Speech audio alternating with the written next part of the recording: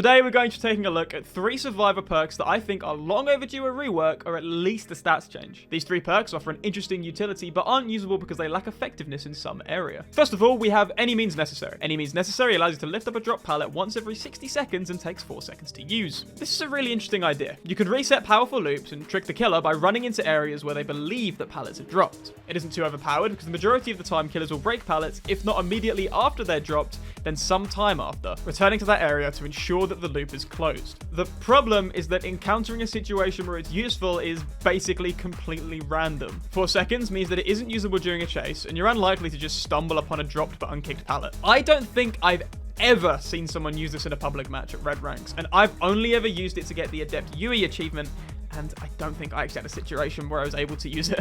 So what we're left with is a really interesting strategy-driven ability that is almost completely unusable. Not because the numbers are bad or the cooldown is too high, but because it's very situational. So how do we fix it? I have 2 suggestions. The first, and most probable, is that you can see the aura of nearby dropped pallets. Not a small aura, mind you, I'm thinking 16 to 24 meters. That way you'll see opportunities to use it ahead of time rather than just lucking into it, and it offers an additional utility of being able to know when a killer kicks a pallet during a chase. My other suggestion is to completely fundamentally change it. How about instead of lifting pallets, you can create new ones? We know the engine can support this due to Freddy's illusory pallets ability, and it could run on some sort of token-based system. Say, for every pallet you drop, you gain a blighted wood shard, and when you have 4 of them, you can take 4 seconds uninterrupted to place down a pallet. When you've got those 4 tokens, the potential pallet locations are revealed to you, making it easy to figure out where you can and cannot place one down. Personally, I think the former suggestion would make a lot more sense, and the latter would be better contained to a new perk. What do you think? This is the one that's like the most out there out of these 3.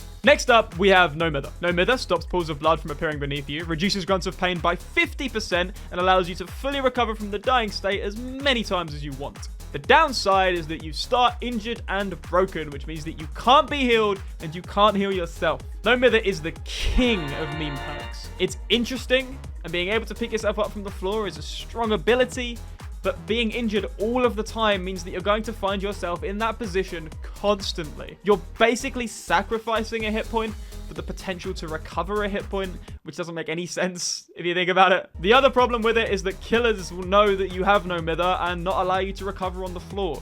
You're going to be picked up immediately because they know, and given that it takes 32 seconds to fully self-recover, if they do leave you, then chances are you'll be picked up by another survivor anyway. Okay, so what can we do with this? I would start by having it reduce grunts of pain by 100%, just like Iron Will. That doesn't diminish the effectiveness of Iron Will in any way, in my opinion, as you're still going to spend the trial permanently injured. Next up, I would have it combine the effects of other dying state perks. That's Tenacity's recovering while crawling, although I'd make the heal speed 50% slower, and Unbreakable's 35% heal speed boost, but again, only while not crawling. That would make No Mither the ultimate combination dying state perk and make it actually somewhat usable. You cannot overstate enough how much of a disadvantage you are by being injured for the whole trial. Chases are now half as long, and being caught out of position is a death sentence rather than a minor setback. Killers would most likely still pick you up straight away, but they'd have to actually weigh the cost if another survivor is nearby, rather than knowing they have a good half a minute before they need to worry. Finally, we come to the ultimate in controversial, buff-needing, useless perks. You know it, you love it, self-care. I've done so many videos on why self-care is bad, and here's what I would do with it. 24 seconds. Not 32. That's it. That's the whole suggestion. 24 seconds. It now has the benefit of taking out less productive time than having a player heal you, while still taking long enough that you need to decide when is a good time to use it. You're now healing at 67% the regular speed rather than 50%, and I think that 17% is going to make all the difference. That's all I'd change about self-care. It's fine as a concept, and is only poor because of how long it takes. 24 seconds wouldn't be overpowered, but it wouldn't be hideously underpowered and frustrating to all of your teammates. What do you think of these ideas? Am I totally off base here, or do you think these would be cool? Do you have any ideas of your own? Today's question comes from Belly, who asks, what are your favorite 3 games of all time?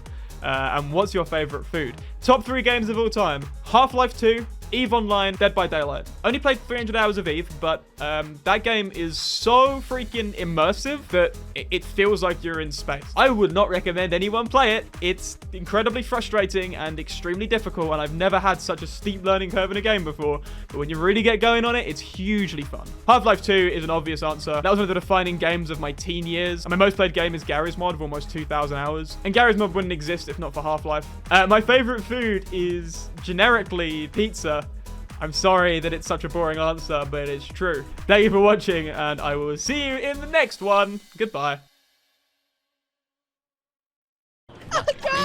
Which guys? He got me. No, He got me. Don't pick him up. He doesn't have to pick me up. He's M1ing. Don't do it. Don't do it. This is why you record audio in your videos. Guys, if one person takes a hit, I can get off this. If one person takes a hit.